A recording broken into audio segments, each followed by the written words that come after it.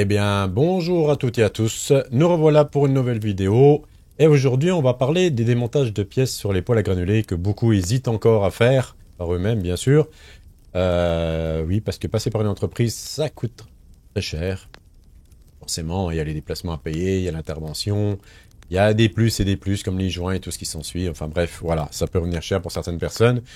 Donc, alors, pour démonter les pièces, c'est comme tout, si on a une notice, on essaie de la lire, on essaie de trouver des infos sur Internet, on en trouve aussi. Après, aujourd'hui, moi, quand je démonte quelque chose, même si je ne connais pas, hein, pas forcément, ou même une carte mère, vous avez des téléphones, ça prend des photos. C'est tout bête, vous prenez une photo avant, pendant le démontage, et vous savez ce que vous avez démonté, tel et tel vis. Moi, c'est toujours dispatché dans le... S'il y a un format rond avec 4 vis, par exemple, mes vis vont être placées à côté, pareil. Je vais pouvoir les reprendre et les replacer au même endroit. Il y en a une plus longue, une plus courte, je ne vais pas réfléchir, je vais savoir que telle vis va à tel et tel endroit. Il y a une astuce aussi, comme moi quand je faisais un peu de mécanique, vous prenez un carton, et à la rigueur, vous plantez les vis dedans. Soit vous dessinez, soit vous marquez droite, gauche, haut, bas. Enfin voilà, c'est des petites astuces qui peuvent vous aider et vous gagnez du temps à place d'en perdre. Ceux qui défont des vis et qui les mettent à côté comme ça, et à un moment donné, ils vont dire putain, il m'en manque une. Ou alors merde, il y en a une plus grande que l'autre. Où elle va? Enfin, on a des moyens, on a des possibilités. Un appareil photo, des cartons, du papier, un stylo, on note. Et au final, on gagne du temps. C'est comme vous faites de la mécanique, vous posez vos outils partout, vous avez besoin de la clé de 13, vous revenez, ah putain, voilà, je farfouille partout, je cherche, je ne la trouve pas. Moi j'ai un tableau, je me sers d'une clé, même si je la reprends 2 secondes après, la clé elle est toujours au même endroit. Je gagne du temps, je la reprends, je l'utilise, je la remets à sa place. Sauf si, bien sûr, je suis sur la pièce et puis que les outils sont devant mon nez, j'en ai pas 36, là oui, forcément, je vais pas me lever pour aller la remettre. Mais par contre, une fois que j'ai fini, c'est reposé. Donc là, c'est un peu la même chose. Vous enlevez une pièce, vous la mettez à un endroit où vous savez où elle va. Vous avez un appareil photo, vous prenez des photos. Vous ne pouvez pas vous tromper. Si vous commandez par exemple un extracteur, vous commandez un extracteur, commandez bien le joint avec. Soit un joint anti-feu, soit vous achetez en fait je sais pas comment on appelle ça, des joints autocollants, anti-feu bien sûr, et puis vous faites le cercle de l'extracteur pour l'étanchéité, ce qui est très important, attention, sinon ça crée une fuite d'air. Qui dit fuite d'air sur une partie où il y a du feu, ça crée un chalumeau. Qui dit chalumeau, risque de feu. Hein. Attention, j'ai eu le cas chez un client, une boîte extérieure avait fait l'entretien dessus, ça a pris feu. Hein. Donc moi, quand je suis revenu faire le contrôle, bah, je me suis rendu compte qu'il n'y avait pas de joint, donc voilà. Bref, donc faites attention à ça. Par exemple, vous voulez changer une pièce, bien sûr, on débranche toujours le poêle. On ne le laisse pas brancher, il y a du courant continu sur certaines parties. Donc on le débranche bien. On fait attention à démonter les pièces. On ne serre pas les vis comme un bourrin. Jamais. Parce que sur les parties, par exemple, sur les flancs d'un poêle, il y a des vis, si vous les serrez à toc, un jour ou l'autre, bah, tac, elle va casser. Bah, puis là, bah, il n'y en a plus qu'une au lieu de deux. Et qu'un jour, il n'y en a plus du tout, bah, c'est compliqué hein, pour remettre. Ou alors, il faut percer, il faut tarauder, remettre d'autres vis, il faut percer à côté pour mettre d'autres vis. Enfin, c'est pas la peine de faire ça. Il suffit d'y aller tranquille. On serre. Une fois qu'on arrive en butée, terminé. On s'embête pas. Ça sert à rien, ça bouge pas le poil. Hein. Il y a peut-être des petites vibrations, mais c'est tout. Quand on fait l'entretien, on redémonte de toute façon. Donc, même si c'est à peine des séries, c'est pas grave. On resserre, toc, en butée, c'est fini. Donc, toutes les pièces, voilà, vous pouvez les changer vous-même. Beaucoup me disent, oui, mais par une entreprise, il y a la garantie. À savoir que toutes les pièces qu'on achète dans le commerce ou sur Internet, il y a une garantie d'1 an dessus. Peu importe ce que vous achetez, c'est une garantie d'1 an. Que ce soit un professionnel ou pas qui l'ait monté, oui, par via au professionnel, l'avantage c'est qu'il peut venir le lendemain. Il y a un problème, ça c'est sûr. Mais par contre, c'est pas le même prix. Vous, quand vous commandez une pièce, aujourd'hui, je trouve que sur Internet, on est quand même livré très très vite. Ça traîne pas pour la plupart du temps. Voilà, c'est pas parce qu'on va être en manque de chauffage 1 ou 2 jours, si on peut faire une économie de 100-200 euros. Moi, je crache pas dessus, hein, personnellement. Donc, je me sers d'un autre mode de chauffage. Hein. J'ai des petits radiateurs électriques, à la rigueur, je vais les mettre. Hein. Pas grave, hein. C'est 1 ou 2 jours, ça va pas me faire 200 euros hein, de facture. Hein. Donc, surtout que des fois, on n'est pas là toute la journée, c'est juste pas un petit peu le soir ou un petit peu le matin quand on se lève, quand on va prendre la douche. Ouais, à la rigueur. Donc voilà. Quand on démonte des pièces, on fait attention à prendre des photos et à faire, comme je dis, un carton, on plante les vis, enfin peu importe. On fait attention à tout ce qui est étanche. On fait attention à tout ce qui est sonde, les joints, on fait un petit contrôle s'ils sont foutus. On n'hésite pas d'en racheter un. Ça sert à rien de se dire, oh, mais ça va tenir tout l'hiver. Oui, mais le jour où elle va tomber, vous êtes en panne, hein. Donc voilà, moi j'ai vu là sur certains commentaires, il y en a qui ont eu la sonde, mais ils l'ont filé carrément dedans avec le fil. Non, non, non, c'est les trois quarts. Une sonde dans l'enfil de trois quarts. Il faut qu'il reste le cul qui ressort. Attention à ça aussi. Quand vous démontez les conduits des passages des fumées, faites attention aux joints. N'hésitez pas d'en acheter une petite dizaine.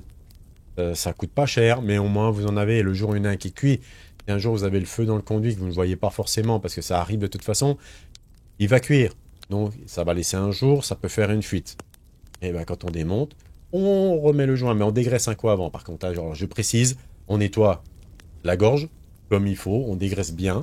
On remet en place le joint. On prend une graisse, peu importe laquelle. Le principal, c'est de graisser le joint pour que le tuyau s'enfile tout simplement. Si vous commencez à enfiler le tuyau et que ça commence à forcer, c'est que vous êtes en train de pincer le joint, c'est que vous allez le couper en emboîtant, en forçant. On ne force jamais. On essaye de pivoter un peu, faire des mouvements un peu circulaires. Toc, il doit s'emboîter et il doit s'enfiler jusqu'à... Il y a 5 cm d'emboîtement pour la plupart. Une fois que vous arrivez aux 5 cm, on est bon. Voilà, on ne cherche pas à forcer, jamais.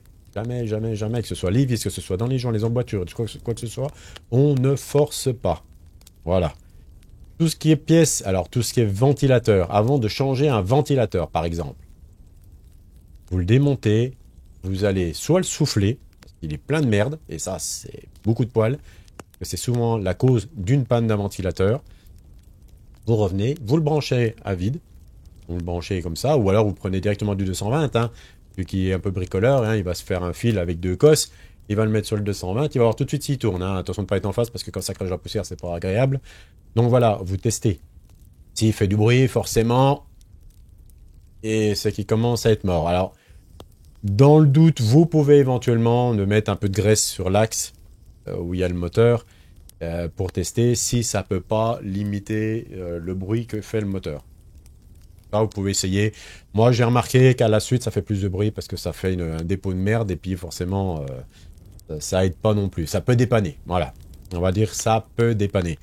Donc le ventilateur, vous faites un test avant de le changer. Ça sert à rien de changer une pièce qui marche encore, je le dis souvent.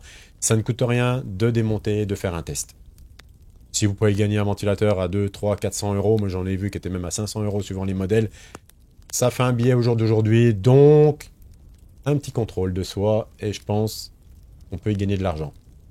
Après, il y a quoi? Le moteur réducteur? Oh, non, parce que c'est des engrenages, des petits, des grands à l'intérieur. J'en ai rarement vu foutu. La plupart du temps, quand ça bloque, c'est soit les granulés qui ont bloqué, soit un bourrage. Non, j'y crois pas. C'est déjà arrivé une ou deux fois, mais c'est rare. Donc, c'est pas une pièce qui a changé forcément. Pressostat vacuumètre, ça peut arriver. Si ça avale de la merde, il y a des clapets à l'intérieur, oui, ça peut les abîmer, les déformer, et puis là, vous êtes en panne. Après, il y a l'extracteur, c'est fait. Vous avez les ventilateurs d'air, c'est fait aussi. Après, il n'y a pas 36 pièces, c'est un peu l'avantage du poêle. C'est quand on regarde bien, on a un extracteur, un, deux ou trois ventilateurs, suivant les modèles. On a un moteur réducteur, un pressostat, un vacuumètre, des capteurs, des sondes, une carte mère qui gère tout ça, un panneau de commande, enfin une télécommande. Enfin, il n'y a pas 36 pièces dedans. Donc, quand on tombe en panne, rien ne gêne. Si on veut bricoler un peu de soi-même, d'aller jeter un œil et puis de se dire, bah, je vais démonter la pièce, je vais la souffler un coup, la nettoyer. Un extracteur de fumée, vous pouvez le démonter, le nettoyer à l'intérieur, parce que bien sûr, il y a un peu d'accumulation, même si ça ne peut pas se boucher, parce que c'est comme une hélice qui tourne, qui va brasser de la fumée, qui va l'envoyer à l'extérieur. Donc, pour moi, ça ne peut pas... l'extracteur ne peut pas être bouché.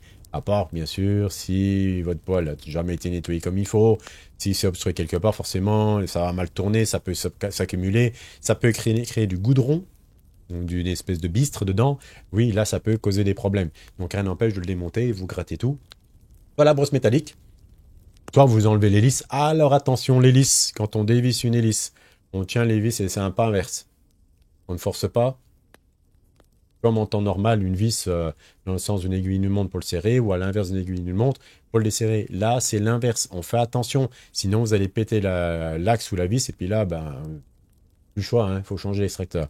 Donc faites attention à ça. Et quand vous le revissez, ben, c'est dans le sens inverse, bien sûr. Donc on va dans le sens inverse d'une aiguille d'une montre. Et une fois qu'on arrive à buter, on donne juste un petit coup. C'est tout. Elle ne peut pas se dévisser puisqu'elle est en pas inverse. Donc il n'y a pas de problème. Ou alors mettez un petit filet d'écrou frein, comme ça au moins vous êtes tranquille.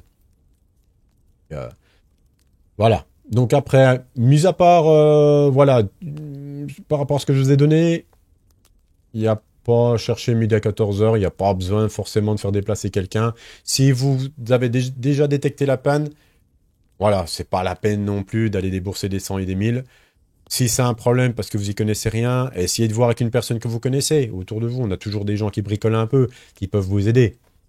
Le but, voilà, c'est mes vidéos. J'explique aujourd'hui, j'étais dans un rendez-vous.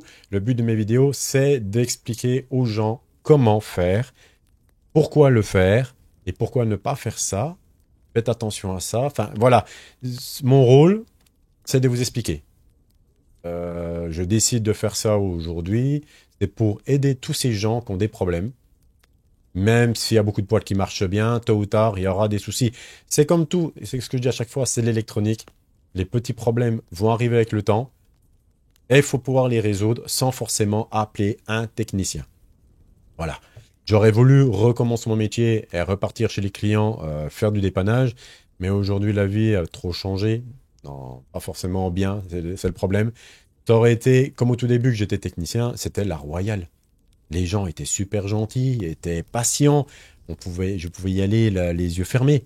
Aujourd'hui, on y va presque à reculons. Parce que les gens sont toujours de mauvaise humeur, parce que les gens sont de mauvaise foi. On vit avec des gens qui vivent sous la société et ben, qui ne font plus rien au final pour la plupart. Je parle pas de tout le monde, attention. Hein. Je veux pas faire une globalité. Il y a des gens très bien, il y a des gens qui se débrouillent très bien, qui ont la gouache, qui veulent se débrouiller tout seuls. D'où le fait que je fais des vidéos, c'est pour en plus les aider. Et on a les gens type, je reste au fond de mon canapé, je veux rien faire. Donc voilà, les assistés. Moi j'appelle ça des assistés. À un moment donné, sortez-vous les doigts du cul, bougez-vous.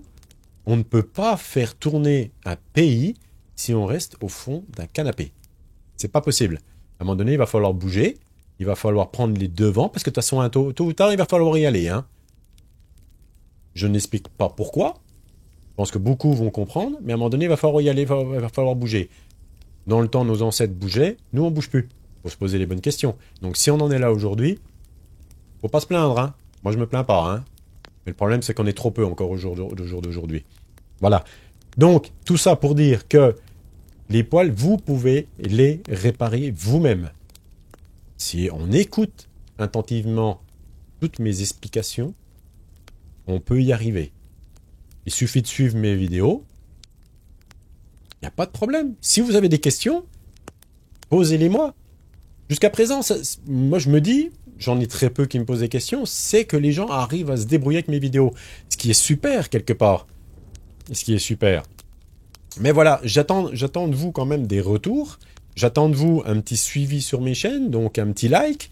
Voilà, c'est des plus, moi, qui me motivent hein, quelque part. Hein. Parce que les créateurs de contenu, comme moi, attendent une motivation en plus. Même si je suis motivé, hein, c'est pas le problème. J'attends pas forcément après ça. Mais c'est comme quand vous faites un travail chez un client et qui est très bien fait, et que le client vous dit merci. Merci, vous m'avez dépanné, merci, mais c'est super gentil, merci d'être venu à cette heure-là. Mais voilà, c'est le même principe. Aujourd'hui, trop de gens encore... ouais, bah c'est bon, je sais faire maintenant, démerde-toi.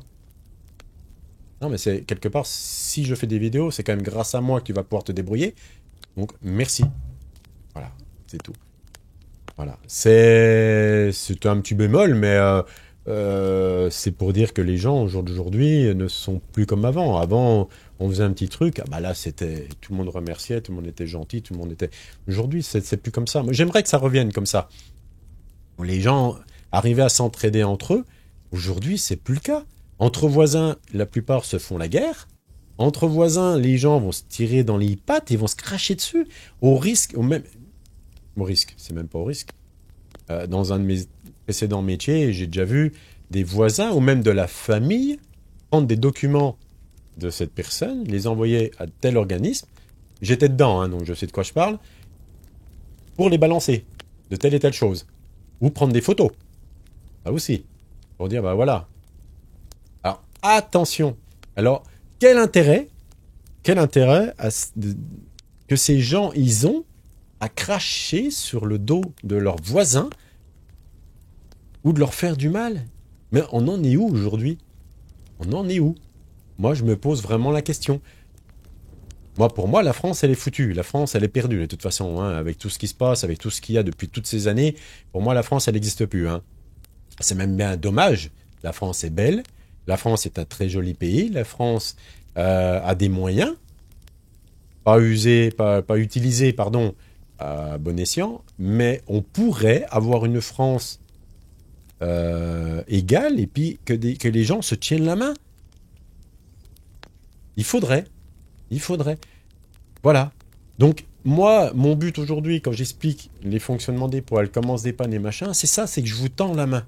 J'essaye de vous tirer vers moi en vous disant, arrêtez de dépenser de l'argent à tout va vers des personnes qui vous ont piqué le double de ce que ça peut vous coûter.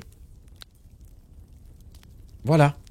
Donc, je pense que j'ai été quand même un peu clair. Je pense que vous avez compris un peu mon mode de fonctionnement. Et voilà, moi je veux vous aider, je veux aider les gens, c'est ce que j'expliquais aujourd'hui à la personne chez qui j'ai exposé mon projet. Elle m'a dit c'était très bien. Continuez, si vous pouvez attirer du monde, à pouvoir dépanner un maximum de gens, c'est génial au final, c'est génial. La bonne femme elle m'a dit mais c'est une super idée, c'est une super idée. Mais moi je suis content d'en arriver là et puis d'essayer de faire quelque chose de ma chaîne et d'aller encore plus loin. Je veux aller plus loin, je veux encore trouver des solutions et vous en donner plus, des astuces, des aides, enfin... Voilà. Donc, c'était, oui, je voulais agrandir, enfin, prolonger un peu plus la vidéo en expliquant 2-3 trucs et vous expliquer un peu quand on veut faire un démontage. Après, c'était une vidéo rapide, hein, forcément, je ne vais pas vous expliquer de A à Z comment démonter. Donc, le fait d'avoir un appareil photo, un bout de carton, une feuille, un stylo, on marque, on n'hésite pas, on met une vis, on fait le dessin, on met où ça va. Et vous allez voir que si vous faites ça, vous gagnez un temps, mais impressionnant.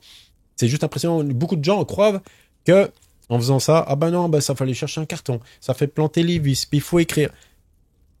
Mais si t'arrive un problème, on ne sait pas.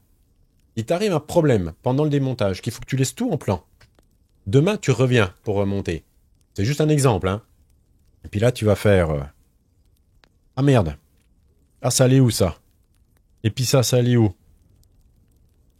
Ah, bah si j'avais su. Voilà. Si j'avais su. Voilà.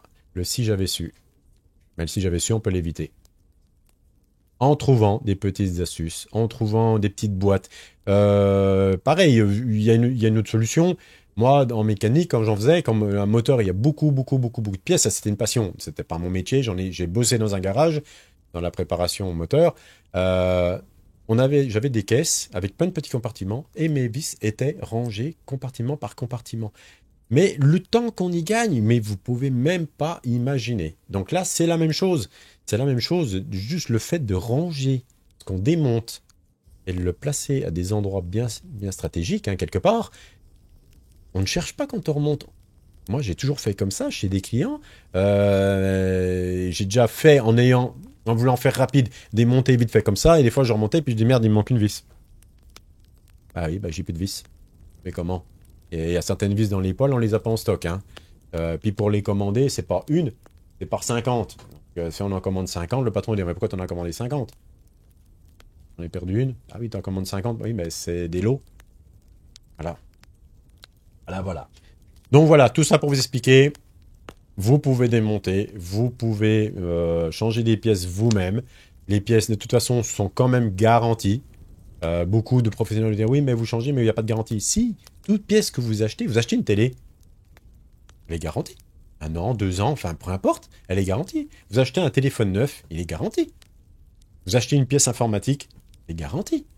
Même si c'est vous qui l'avez montée, c'est garanti. Du moment où la pièce n'est pas abîmée, il n'y a pas de marque dessus, rien de tout, la pièce, ils la reprennent. Sinon, aujourd'hui, ça n'irait pas. On ne peut pas vendre une pièce neuve sans garantie derrière. Vous lisez les conditions, il y a marqué garantie 1 an. On ne vous vendra jamais une pièce, sauf si c'est de l'occasion, bien sûr. On ne vous vendra jamais une pièce avec marqué zéro garantie. Ça n'existe pas, c'est neuf. Du moment où c'est neuf, il y a une garantie. Moi, j'ai eu un problème il n'y a pas longtemps, mais c'est juste pour vous expliquer. Hein. J'ai acheté un système Ambilight derrière ma télé. Je l'ai acheté directement sur Amazon, on va dire. Allez, on va dire Amazon. Je l'ai commandé là-dessus. Manque de peau, mon Ambilight marchait après réglage, mais en bas, j'avais une bande un peu jaune-orange qui restait fixe. Le but, c'est l'Ambilight, c'est quand il n'y a plus d'image, ça devient noir. Une fois qu'il y a des couleurs, tac, tac, tac, ça dispatché. Donc, qu'est-ce que j'ai fait? J'ai contacté directement la boîte mère. Je leur ai dit, voilà, j'ai un souci avec un de vos appareils. J'ai de la lumière sur 3 faces, mais en bas, j'ai une lumière qui reste continuellement allumée, mais qui ne change pas de couleur. Donc là, ils m'ont répondu, hein, texto, envoyez-nous des photos ou vidéos de votre problème. En même temps, ils m'ont expliqué, est-ce que vous avez fait tel et tel réglage? Refaites un reset, c'est ce que j'ai refait, hein, quelque part. Hein. Je refais un reset. Donc, après reset, forcément, j'avais toujours le même problème. J'ai réglé comme j'avais réglé. Je leur ai renvoyé un mail en leur disant, non, le problème n'est pas résolu. Il y a vraiment ce problème de bande. Je vous renvoie une photo ou une vidéo, peu importe. Je vous renvoie tout ça. Et ils m'ont répondu, bah, il n'y a pas de problème, on vous renvoie un appareil. Donc là, j'aurais répondu, qu'est-ce que je fais de l'ancien? Est-ce que je vous le renvoie? Ils m'ont dit, non, vous le gardez. Bah, du coup, je l'ai mis sur l'ordi, hein, donc je m'en fous, hein, je vois pas en bas, hein, c'est juste au-dessus. Hein. Voilà. Il suffit de contacter la boîte mère. Contacter la boîte mère, il n'y a pas de souci. Il ne faut pas contacter forcément Amazon ou là où vous l'avez acheté. Ou... Eux, ils peuvent faire forcément. Mais la plupart des mails vont vous dire contacter directement la concession, la boîte mère, enfin là où le fabricant, où ça a été fabriqué, quoi, quelque part. Voilà. Vous contactez et je pense qu'on y gagne en temps, on y gagne aussi en argent parce que forcément, eux, ils veulent pas perdre de clients. Donc ils s'en foutent de perdre un objet. Mais il suffit de faire comme ça. Si on n'a pas de problème, tant mieux. Hein. Ouh là là, il suffit pas de les contacter parce qu'on n'a pas eu de soucis, mais vous faire semblant, parce qu'on connaît qu'ils font semblant, de dire voilà, c'est foutu, puis c'est pas foutu. Non, attention, parce que si vous redemandez la pièce, elle marche. Ah bon, j'en connais qui sont forts à voir. Hein. Donc voilà. Donc, n'hésitez pas, si vous voulez changer une pièce, faites-la vous-même. Des pièces, c'est garanti, ça coûte moins cher. De toute façon, un professionnel, si vous changez une pièce puis qu'elle vient claquer dans les mois à suivre, ça viendra au même que si vous l'avez changé vous-même. Mais ça se trouve, elle va claquer dans les mois à venir aussi. Donc ça revient au même. Beaucoup disent, ouais, mais si c'est un professionnel qui la change, il va pouvoir me venir me la changer parce qu'elle a claqué. Et vous, c'est la même chose. Si elle a claqué, recontactez là où vous l'avez acheté. Il y a peut-être un défaut avec la pièce qui arrive aussi.